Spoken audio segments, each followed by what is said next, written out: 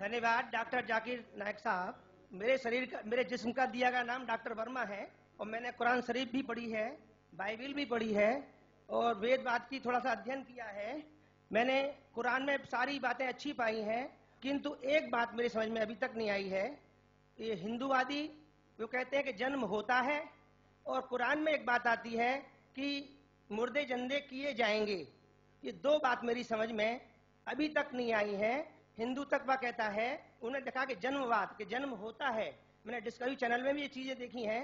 और दूसरा कि आखिर में कुरान में कि मुर्दे जिंदे किए जाएंगे, मैंने इस बात को बहुत से पूछा है, किंतु मेरे का इस बात का क्लियरिफिकेशन कोई भी मजहब, एक तो जन्मवादी, दूसरा जो जन्म नहीं मानता यानी मुर्दों को जिंदा करता है, समझा नहीं पाया। मैं आपसे प्रार्थना करता हूं कि इस बात को कुरान के माध्यम से और आपके माध्यम से मैं समझने के लिए आपसे गुजारिश कर रहा हूं। धन्यवाद।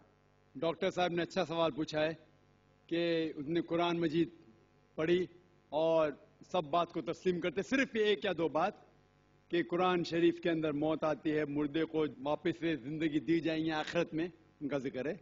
और हिंदू लोग ये मानते हैं कि पुनर्जन्म में, और वो डिस्कवरी चैनल पे देखे कि पुनर्जन्म होता है। अगर आप देखेंगे सबसे ऊंची किताब हिंदू मजहब में वेद, अगर आप पढ़ेंगे पुनर की मानी क्या, पुनर संस्कृत में मतलब नेक्स्ट, अगेन, वापस से, और एक पुनर के मानी नेक्स्ट। तो पुनर्जन्म मतलब नेक्स्ट जिंदगी और एक जिंदगी। अगर आप कुरान शरीफ पढ़ेंगे, कई आयतें हैं कि अल्लाह सुब्हाना व तआला ने आपको जिंदगी दी, पहले आप थे नहीं, फिर जिंदगी दी, इस धरती पे आए, फिर आपको मौत देंगे, फिर आखिरत में उठाया जाएगा। आप जो कर रहे मुर्दों को जान दी जाएंगे आखिरत में, ये हम मानते हैं कि एक बार हम इस धरती पे आते, नेक्स्ट लाइफ इज आखिरत। उसी तरीके से वेद में भी जिक्र है अबाउट पुनर्जन्म, नेक्स्ट लाइफ, सेम हूबहू जिस तरीके से कुरान में लिखा हुआ है। लेकिन आम हिंदू मजहब के जो गुरु है, स्वामी हैं, इन लोग जब ये जानने लगे, एक उनको कठिनाई पेश आई, वो देखने लगे कि कई इंसान जब पैदा होते हैं with congenital defects, congenital defects, heart problem, heart defects, limb problem, कोई अमीर पैदा होता है, कोई गरीब पैदा होता है, तो भगवान he can not be unjust. भगवान अनजस्ट नहीं हो सकता है कि कोई इंसान को हेल्दी पैदा करता है सेहत के साथ, कोई इंसान को कंजेनाइटल दिल की बीमारी से पैदा करता है, कोई इंसान को अमीर घर में पैदा करता है, कोई इंसान को गरीब घर में। तो भगवान अनजस्ट नहीं हो सकता है, ना इंसाफ नहीं हो सकता। तो ये जो स्वामी लोग हैं, इन लोग ने एक नई चीज निकाली, संस्कारा। हिंदू मजहब में कहते संस्कारा, जो इंग्लिश में कहते हैं cycle of birth and rebirth, transmigration of soul. अंग्रेजी में कहते हैं ट्रांसमाइग्रेशन ऑफ सोल, क्योंकि आप डॉक्टर है, आप जानते होंगे। ट्रांसमाइग्रेशन ऑफ सोल अंग्रेजी में कहते हैं, संस्कृत में कहते हैं संस्कारा, birth death, birth death, birth death. कहीं भी वेद में नहीं लिखा हुआ है कि birth death, birth death, birth death, कहीं भी वेद में नहीं लिखा है। चैलेंज है मेरा, ये इन लोग को मिलता है भगवत गीता के श्लोक से। भगवत गीता का श्लोक चैप्टर नंबर 2 में, वर्स नंबर 22 में, उसमें लिखा हुआ है कि जब कोई शख्स अपने कपड़े निकालता है तो वो नए कपड़े पहन लेता है, उसी तरीके से रूह एक नई जिस्म में जाती है।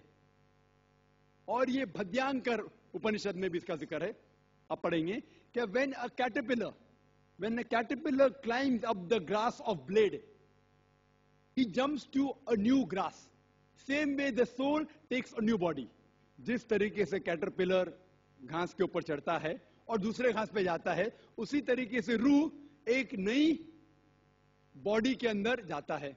तो इस श्लोक के बुनियाद पर इन लोग ने एक फिलॉसफी पैदा की, संस्कारा, कि इंसान जो कर्म के बेस के ऊपर, कर्म और धर्म की फिलॉसफी, कर्म मतलब अच्छे कर्म करोगे धर्म के हिसाब से तो अगले जन्म में आप अच्छे पैदा होंगे, अगर आपके कर्म बुरे होंगे तो अगले जन्म में आप हो सकता है कि लूला पैदा होंगे या लंगड़ा पैदा होंगे।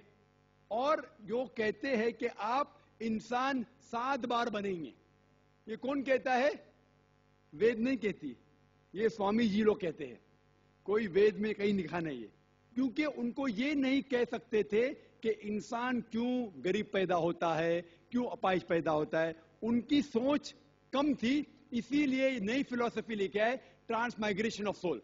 आप तो डॉक्टर है, मैं भी डॉक्टर हूं। आपने कहीं मेडिकल साइंस बुक में पढ़ा हुआ है कि इंसान इस दुनिया में जन्म लेता है? कभी नहीं। क्या फिजियोलॉजी में पढ़ा, क्या एनाटॉमी में पढ़ा? अगर ये साइंटिफिक फैक्ट होता था तो हम मेडिकल कॉलेज में पढ़ते थे कि इंसान नए जन्म लेता है। हम कभी भी नहीं पढ़े। इससे ये साबित होता है कि साइंस इसको तस्लीम ही नहीं करती। जो आप कह रहे डिस्कवरी चैनल में देखा, जो आप कह रहे हैं, अगर ये हक होता था तो हमारे साइंटिफिक बुक में भी ये लिखा होता। तो ये कहना कि साइंटिफिक प्रूफ है कि हम जन्म लेते हैं, बिल्कुल गलत है। इस्लाम जो इसका जवाब देता है वो है कि इस्लाम तस्लीम करता है कि अल्लाह सुब्हाना व तआला कुछ लोग को अपाहिज पैदा करता है, कुछ लोग को अच्छी सेहत देता है, कुछ को गरीब, कुछ को अमीर। इसकी वजह है कि अल्लाह ताला फरमाते हैं सूरह मुल्क में, सूरा नंबर 67 आयत नंबर 2 में, अल्लज़ी खलक़ल मौत वल हयाता, अल्लाह सुब्हाना व तआला ने मौत और जिंदगी बनाई ताकि आप लोग को जांच सके, आप लोग का इम्तिहान ले सके, आप लोगों में से कुछ लोग अच्छे हैं। ये जांच पड़ताल करने के लिए ये जिंदगी हमारे लिए इम्तिहान है। और अल्लाह ताला फरमाते सूरह अनफाल में, सूरा नंबर 8 आयत नंबर 28 में, कि आपके बच्चे और आपकी जायदाद आपके लिए फितना है। आपकी जायदाद और आपके बच्चे आपके लिए एक टेस्ट है, आपके लिए इम्तिहान है। अल्लाह ताला कुछ लोग को गरीब घर में पैदा करता है, कुछ लोग को अमीर। जो लोग अमीर है उनके लिए इम्तिहान है कि वो ज़कात देते क्या नहीं। जैसा कि मैंने कहा मेरे तकरीर में, तीसरी बुनियादी बात इस्लाम में है ज़कात।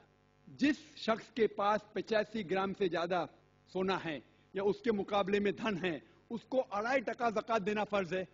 जो आदमी अमीर है, कुछ अमीर लोग बराबर ज़कात देते, कुछ लोग आधा देते, कुछ लोग देते नहीं। तो अमीर इंसान को शायद 100% मार्क्स मिले या 50% मार्क्स मिले या 0% मिले। वो गरीब इंसान को ज़कात में तो 100 मार्क्स मिलता है, 100 आउट ऑफ 100। उसको ज़कात देना ही नहीं। हम कहते रहे बेचारा गरीब इंसान है, लेकिन असल में देखे जाओ तो उसको उस इम्तिहान में, गुर्बत के इम्तिहान में 100% मार्क्स मिले। आप समझ रहे? इसी तरीके से अल्लाह ताला कहते हैं कि आपके बच्चे आपके लिए इम्तिहान है। हो सकता है मिसाल के तौर पे एक अच्छे जोड़ी है, अच्छे मुसलमान है, 5 टाइम नमाज पढ़ रहे हैं, हज को गए हैं, रमजान में रोजा रखते हैं, ज़कात देते हैं। अल्लाह ताला उनका और बड़ा इम्तिहान लेना चाहता है। जितना बड़ा इम्तिहान उतना बड़ा इनाम। मिसाल के तौर पे अगर आप बीए पास करते तो आपको सिर्फ ग्रेजुएशन मिलता है, अगर आप एमबीबीएस पास करते आपको डॉक्टर कहलाया जाता। डॉक्टर मतलब ऊंचा ओहदा। इसी तरीके से अल्लाह सुब्हाना व तआला हो सकता है कि उस जोड़ी को इम्तिहान और सख्त देता है और ऐसा बच्चा पैदा करता है जो अपाहिज है। अल्लाह ये देखना चाहता है कि अपाहिज बच्चा पैदा करने के बावजूद वो अल्लाह के ऊपर ईमान रखता है क्या नहीं। अगर ईमान रखता है तो अल्लाह उसे जन्नत फिरदौस देना चाहता है। और कठिन इम्तिहान और बड़ा इनाम। हो सकता है कि वो इम्तिहान में फेल हो जाएगा। तो ये कुरान की आयत है, आपके बच्चे आपके लिए इम्तिहान है। कभी कोई भी अगर कलामिटी आती है, कोई भी आपको नुकसान होता है, इधर वो आपके लिए इम्तिहान है या आपके लिए सजा है। जब भी कोई भी आपको इनाम मिलता है, वो इधर आपके लिए इम्तिहान है या आपके लिए रिवॉर्ड है। तो इसी तरीके से क्योंकि हिंदू मजहब के जो स्वामी हैं वो इसको नहीं समझ सके, इसीलिए एक नई फिलॉसफी संस्कारा लेके आए जो बिल्कुल वेद में नहीं लिखी है। वेद बात करता है पुनर्जन्म। पुनर्जन्म मतलब नेक्स्ट लाइफ, जिसका जिक्र कुरान ने भी है, आखिरत की जिंदगी। तो वेद और कुरान सेम जिंदगी क्या बात कर रहा है कि इस दुनिया में आप आते हैं, एक बार आते हैं, सही तरीके से जिएंगे तो एक बार काफी है। और ये दुनिया आखिरत के लिए इम्तिहान है।